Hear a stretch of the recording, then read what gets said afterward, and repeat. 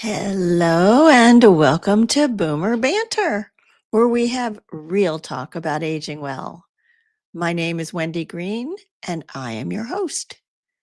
And it looks like our Facebook link went down, so hopefully those of you that were going to listen on Facebook find the link on either LinkedIn or YouTube, because we are streaming live there as well. So every week on Boomer Banter, we talk about the challenges, the changes, and the possibilities that come with this season of life. Today, though, we're doing something a little bit different.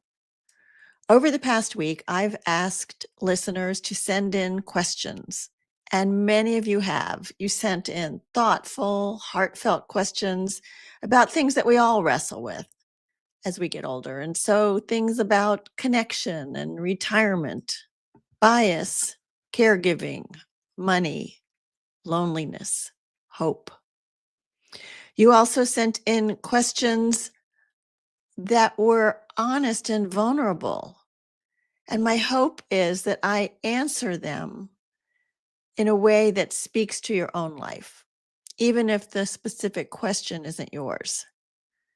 I did wish that I could have talked to each one of you personally to explore what is really behind the questions you sent. What fears, beliefs, thoughts are triggered by the events that brought you to asking your questions. I also received questions about me, questions about how I live my life, my thoughts about the future, and things I worry about. These questions really made me think, and for that I'm grateful. I think it helps when you kind of explore yourself a little bit and dig into some of the stuff that you just kind of take for granted. So thank you for those questions as well. So let's jump in. Our first question is from Irene. She's 72. She wrote that she has a husband she loves and one close friend, but she wants more connection.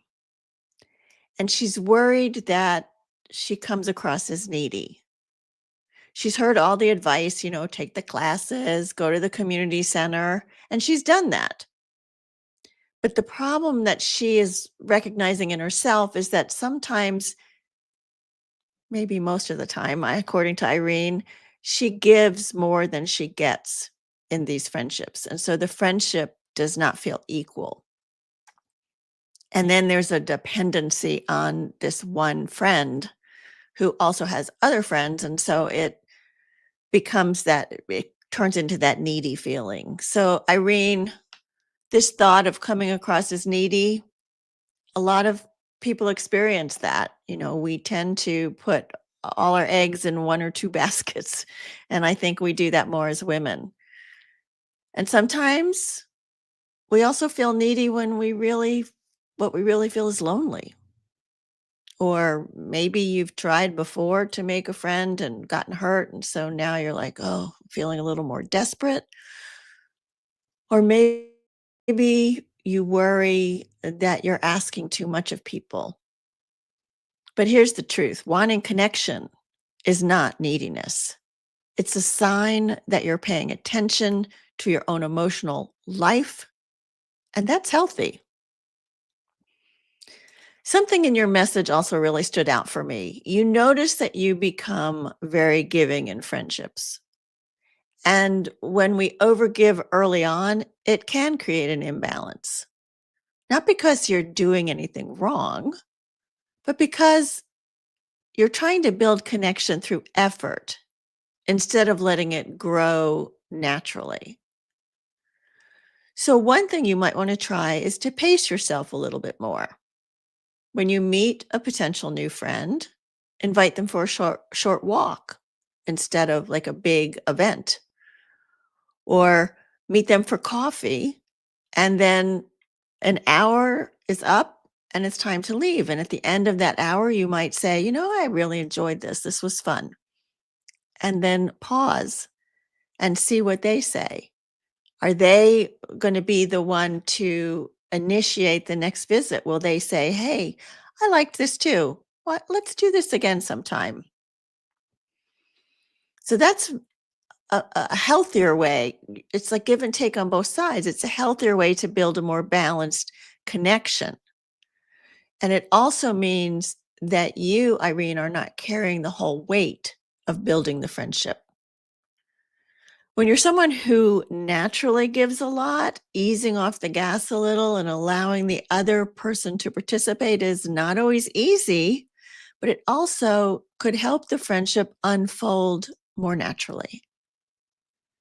It's not about withholding your kind, caring part, but it's about giving the connection room to grow without pushing it along too quickly.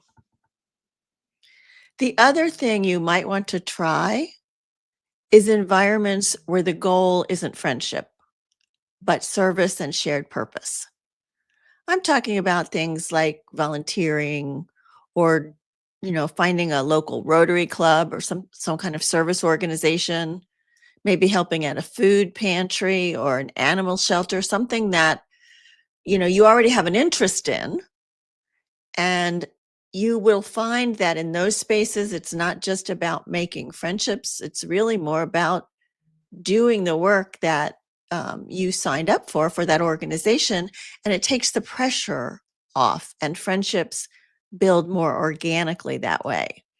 So that might be worth trying. And there's one more piece of something that I'd like you to consider.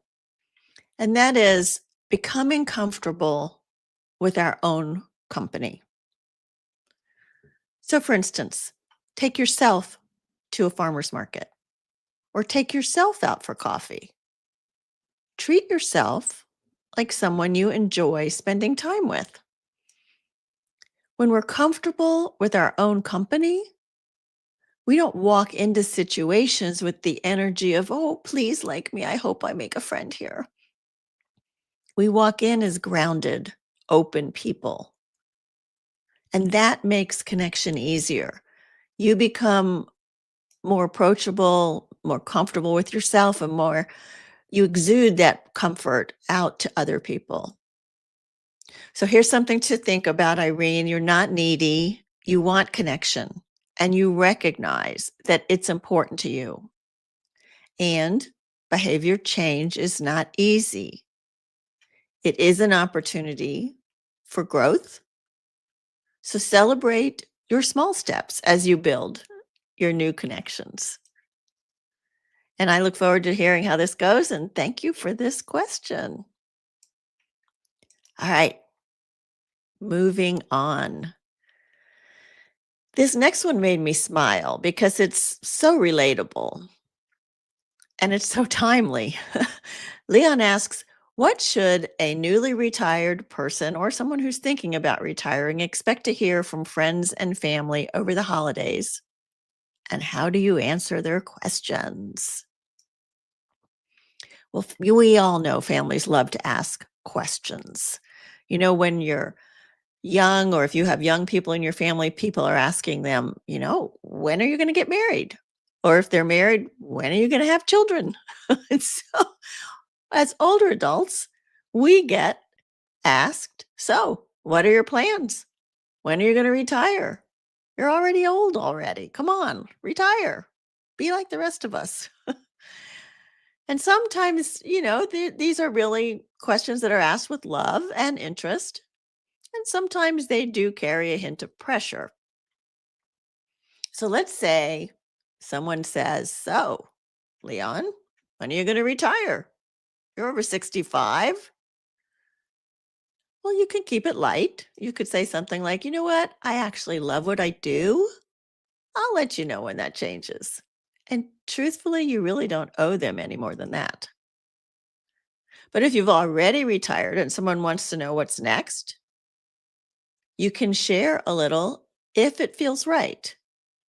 So, the people that you can trust, or the people that are judging you, or the people that are going to come back with all kinds of advice. So you want to share if it feels safe and right. If it doesn't, flip it back to them. You might say something like, you know what, I'm exploring new things. And then ask them, what surprised you most when you retired? Or what have you figured out? to do when you've retired. People love to talk about themselves, and who knows, you might learn something useful from them. But the big thing is this: retirement, as we all know, is not a finish line. It's a transition. And you don't have to have all the answers right away. In fact, it takes time, and we evolve, and we explore new ideas. And so you're allowed to say, I'm giving myself space to figure out what feels right. It's a perfectly legitimate answer. So good luck at your Thanksgiving dinner. This next question comes from Judy, and her story is powerful. Judy ran a farm for many, many years. She operated the equipment, she kept the records, she made all the business decisions. She did everything. And when she left the farm and applied for jobs, she was turned away for two reasons, she says: because she was a woman, or because they told her she was overqualified. And Judy, what you experienced is real, as you know, and it's painful. It's not about your ability. It's about the bias in the workplace, which you pointed out in your question. Gender bias and age bias often overlap, and they can make trying to find a new job when you're in any of these groups, it can make it really, really difficult. Sometimes, in my experience, overqualified is the code for, we don't know what we'd do with a woman who has this much skill. Or we're really looking for someone younger because they're cheaper. They're not really looking for the experience. So it has nothing to do with you or your worth or your skills. The thing I want you to hold on to is that you didn't fail at getting these jobs. They failed at recognizing you. And I know that doesn't make it easier. And finding jobs over 50, particularly for older women, is challenging. I don't know what you're doing now, but women who have run complex operations like you've done, they often go on to do meaningful consulting, maybe to other farms. Or they take leadership roles in nonprofits or organizing events in communities. Maybe they become a coach, or they take on project-based work. Your expertise didn't disappear just because someone else couldn't see it. Judy, you are a strong, competent woman with many skills to offer. I know this just from our online engagement. There's so much more to say about some of the work obstacles that we encounter as older adults, but particularly as older women. But each conversation about the work opportunities or what's next are so personal to the individual, because it depends on where your interests are and where your energy level is and what you really want to do. So I'm going to ask if you've considered talking to a coach about what you want to do next and how much you can do to make what's next happen. I don't feel like I've completely answered your question, but I think I've hopefully given you some things to think about. It is an ongoing challenge, and I think it's going to continue in the future. And as we all continue to age, and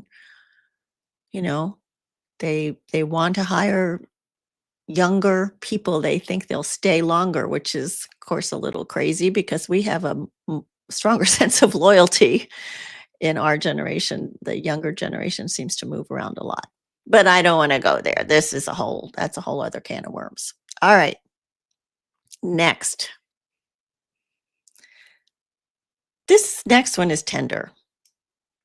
Lottie asked, will I be as compassionate a caregiver as my sister was? And will I survive being a widow? Whew. I had to think a lot about this, and I had to get some help with this answer. So, first, comparing yourself to your sister doesn't help you. Her caregiving style came from her personality, her relationship in her marriage. It came from the moment that she was in. Comparison or compassion, I'm sorry, compassion looks different for everyone. And often, when people ask this question, it's because they care deeply already. So, Lottie, if we were sitting together, I'd ask why you believe you wouldn't be compassionate. Most of that time, that belief comes from fear, not truth. I know you to be a compassionate person. So there is no worry there. It's the comparison, I think, that's getting in your way right now. But caregiving is not about doing it the way someone else did. It's about caring in the way that fits you and the person you love. This might be a good time to talk gently with your husband about how he would want to be cared for. We often assume we know because of how we think we would want to be cared for, but the other person may have different needs and desires for how they'd want to be cared for. And a conversation like that now, when you're both healthy, can be very helpful, instead of waiting until you really need to know. And the widowhood part of your question, probably something most of us will worry about. But the truth is, yes, Lottie, you will survive, but grieving a spouse is not simple. It's not a straight line. Grief is not only about losing your partner. It stirs up losses from your whole life. When you lost your mother or you lost a best friend, it shakes your identity. It can feel like the ground drops out from under you. But because I haven't lived this myself, I haven't lost a spouse, I asked a couple of friends who have. And what they shared with me, I so appreciate. It was honest and raw, and it brought up a lot of feelings for them. My friend Nikki said, if you're asking about dealing with grief and being alone, the first thing is choose not to be alone. Seek out a grief group. Talk to a counselor. Get vulnerable with your feelings. Connect with others who are also grieving. And then she said it took her 2 years before she was ready to even do that. So know that there is no timeline to your grief and no timeline that you have to meet. And then my friend Anne shared something a little bit different. She said, it's just grief. Even when you know your spouse is dying and you know you'll be alone, nothing prepares you for the reality of it. She told me that when her husband was dying, he worried about how she would manage. She reassured him that she would be okay.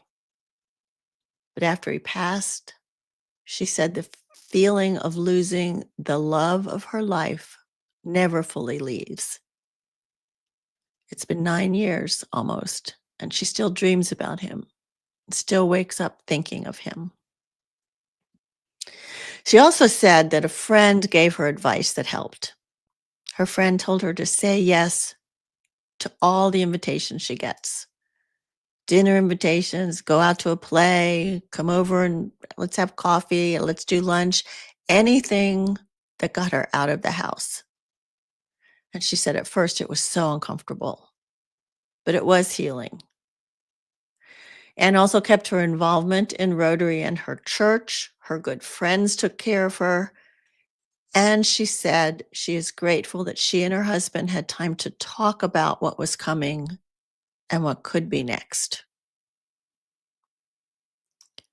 So Anne and Nikki both talk about the value of connection. You have to have somewhere where you feel people are understanding and supportive and caring for you, and not, some people say things that aren't the right thing to say, like, "Oh, you should be over this already," or they're in a better place, or whatever it is, something that you don't really want to hear or need to hear at that moment. So you want to be sure you have your connections, which is something we talk about a lot. And when you ask, will I survive being a widow? The answer is yes, you will. Not because it's easy, but because grief and love can coexist. Because your community will help to hold you up. Because saying yes to small things, like Anne said, eventually opens the door to bigger things. And because your resilience grows in ways that you can't imagine until you need it to. So, Lottie, you don't really have to prepare for widowhood today. You just need to know that you'll have the support, and that healing isn't forgetting, it's learning how to carry love forward while finding your way into a life that still has meaning. Oof. Okay. So let's move on to money worries. Here's a big one that almost everyone wonders about, but doesn't say much about. Will I run out of money before I run out of life? And should I go back to work? So obviously, I can't answer, will you run out of money? But it's a normal fear. I mean, I worry about it also. We're living longer. Most of us don't have pensions, and the financial landscape is complicated. I think the first thing I would suggest is meeting with a financial planner. Many will do a free first meeting, and they can run, scenarios that are tailored to your age, your health, your family history, your savings, your Social Security timeline. And that's going to give you some real information to make decisions on, and not this fear-based guessing that a lot of us do. But I really think there's a second part to this question, and that is, do you want to work? I mean, some people miss feeling useful. Some want structure. Some want extra income. Some want to try something new. There are many low pressure ways to bring in a little extra income. If that's your goal, you could look for seasonal work. You could do tutoring. Maybe you have crafts you could sell. You could do pet sitting if you like animals, consulting, farmer market booth. There's all kinds of things that you could try. But the thing is, you get to choose what this part of your life feels like. Money is one piece, meaning is another. What to do next is really the sweet spot of my coaching. So reach out if you have questions in that area. All right. Well, now I want to move on to some of the personal questions that I got. And they were interesting, and like I said, they were challenging. They made me really think. So, first one. She said, "What do you worry about, and do you have fears?" Well, yes, of course I have fears. I think everyone has fears. Some people might put on a fearless person persona, but if they're honest with themselves, there's always something.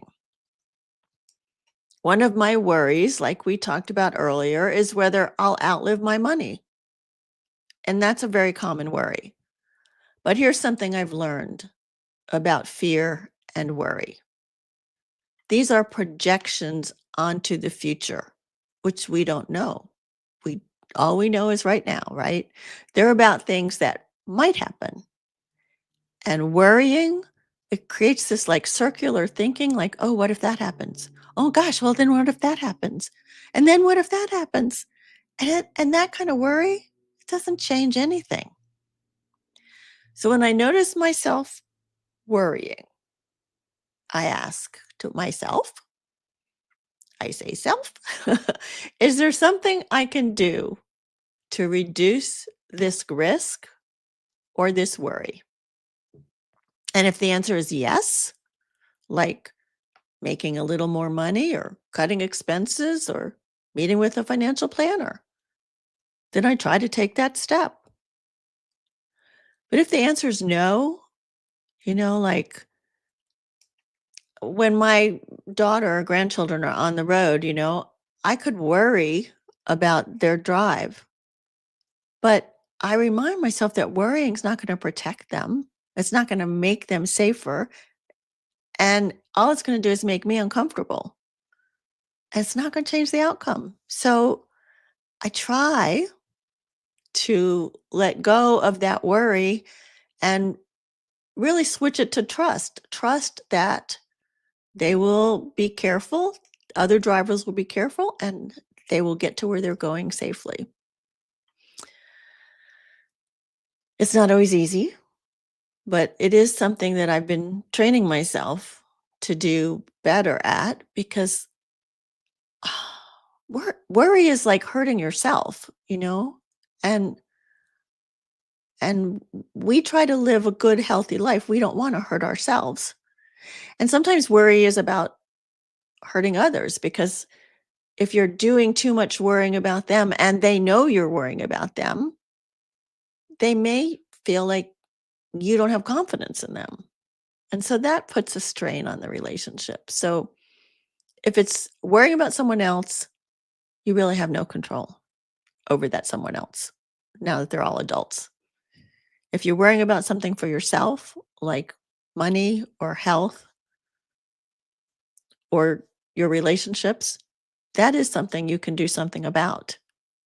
And so thinking about ways that you can address that to be more proactive and reduce the worry could be a good strategy. There are also bigger, less personal worries that I have. I worry about the division in our country and the anger and the lack of empathy we're seeing. And again, I ask myself, what can I actually do? Like, I can't stop the division and the anger and the frustration that people are feeling.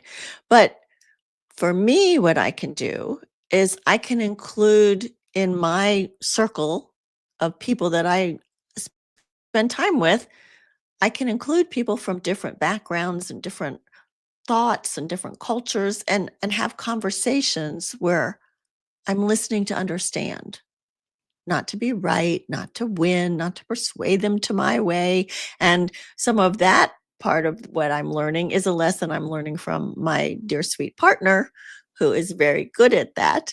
Um, and so listening to understand, you know what? It helps me feel less helpless because it shows me that connection between people from different backgrounds and different belief systems, connection is still possible sometimes, right? They have to be willing to listen and connect back, right? You can't do it all yourself. Okay, another question. I love this question. Where do I see myself in 5 years? So I'm 72. That would be 77. Well, I plan on still doing the podcast. I love having a place to learn and share. And I learned so much from my guests and from all of you. And I also plan to have a budding and growing coaching practice. My ideal is to have 3 or 4 regular clients throughout the year, not the same 3 or 4, but consistently 3 or 4. And I want to support people in creating a life that feels true and exciting for them. I also, would like to make some of that supplemental income that we talked about earlier. And you know what? Doing that kind of work, like I could go try and work at Starbucks or Home Depot or something, but doing the kind of work that gives people the belief that they can live the life they want to lead, that really is so fulfilling for me. So that's what I want to do with that. And I also see myself, oh goodness, here's the one that you guys have to hold me to this. I see myself as a sought after speaker at conferences, women's gatherings, and organizations that focus on people over 60. That's something I really want to do. I'm really leaning into. I can reach more people to give them the encouragement and the belief that there is more to life after 60 than just fading away. And personally, I plan to keep living a healthy lifestyle, walking, exercising, paying attention to nutrition. I see my relationship with my partner continuing to deepen, and I look forward to many more travel adventures with him. So, thanks for this question. It's good to dream out loud every now and then. A little scary sometimes. But now that you've heard it, you all can hold me accountable for these dreams. And since I mentioned travel, this is a good time to mention my friend Adrienne Berg and her podcast, The Ageless Traveler. When you listen to The Ageless Traveler, you will learn about travel health and traveling to exotic locations. She will give you tools and ideas and tips so you never stop traveling. You can listen anywhere you get your podcast. Look for Ageless Traveler, or you can subscribe to her free newsletter, Travel Tuesday, at agelesstraveler.com.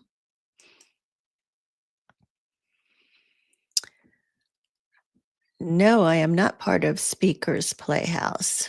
I guess that's something I need to look into, huh? That's a question that came in. Thank you. Okay, let's end on a fun one. Okay, so Lottie asked, what is the best part of your day and what is the worst part of your day? Well, the best part of my day was easy. That was the easy answer. It's the morning. I always love the mornings. I'm a morning person. I settle in with my coffee very early. I usually take out a book and a journal. And the reason I'm just sharper in the morning than at night. And the books that I read are usually something I want to learn from, or books by authors who'll be coming on my show. And if I wait until the evening or the end of the day, I will get to one or two pages before I'm starting to nod. So morning is really my precious time for reading and absorbing. And then most days after that, I try to go to the gym or for a walk. Doesn't always happen, but I do know that I feel better for the rest of the day when I have some movement in the morning. But the second part of the question, the worst part of my day, I don't think I have a worst part of my day. I have hard moments when unexpected things happen, like the day Rolling Green Village called to tell me my mother was being taken to the hospital, or dealing with customer service for a credit card company or a cable company. You know how frustrating that can be. You could be on the phone for hours with those people. Or coming home after Christmas last year to find my refrigerator had died, flooded the kitchen, and ruined everything inside. The minor inconveniences don't usually ruin my day. They frustrate me for the time, but they don't ruin my day. Family dynamics can be challenging. I think that's true for most families, and that can be hurtful. When something with the family goes wrong or someone you love goes wrong, it can ruin your day or maybe even a couple of days, but that's not what the question was. The question was really about what's the worst part of my day, and I can't think of anything. I don't have a worst part of my day. Mostly I have pretty good days. And I try to end my days by thinking about what I'm grateful for. And I want to say, as we wrap up this episode, that I'm grateful for all of you that sent in questions. This has been amazing. So thank you so much. And your questions, whew, they really made me think. They were honest, they were vulnerable, curious, brave. And I hope I did them justice with some of the answers that I shared and maybe gave you something to think about in your life. And as I said in the beginning, I wished I could have spoken to each one of you. I feel like there is more to talk about than what I was able to really talk about in depth in each of these episodes. So, if you want to talk a little bit more, those of you who sent in questions, or those of you who, didn't get to ask a question or your question wasn't asked, you can always book a 30-minute complimentary time with me and we'll just chat and see if we can dig a little deeper and find out what's going on. You can use my Calendly link by going to calendly.com, boomer-banter /30 minutes. Calendly.com/boomer-banter /30 minutes. And I promise I will put that into the show notes. I also want to know what you thought of this format. Did you like this Q&A style? Was it helpful? Let me know, because your feedback will help me decide if I should do something like this again. This was an experiment. So, no hard feelings. You can tell me, it was okay or it was great. I want to do this again. And think about this. Life at this stage may look different, but it doesn't have to get smaller. There's still room for new friendships, new ideas, new ways of growing, and new ways of showing up. You are not done. You are just becoming somebody, I don't know, not newer, but maybe more true to who you really are.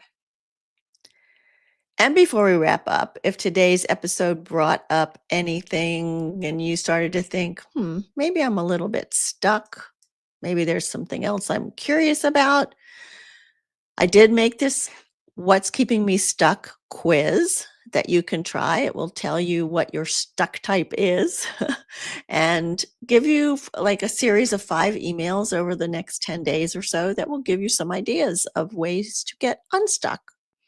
You can try it at bit.ly/notstuck-renewed.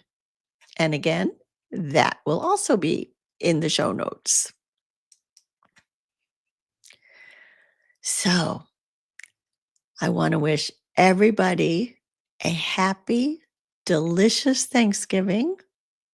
Thank you so much for your questions and for spending time with me today.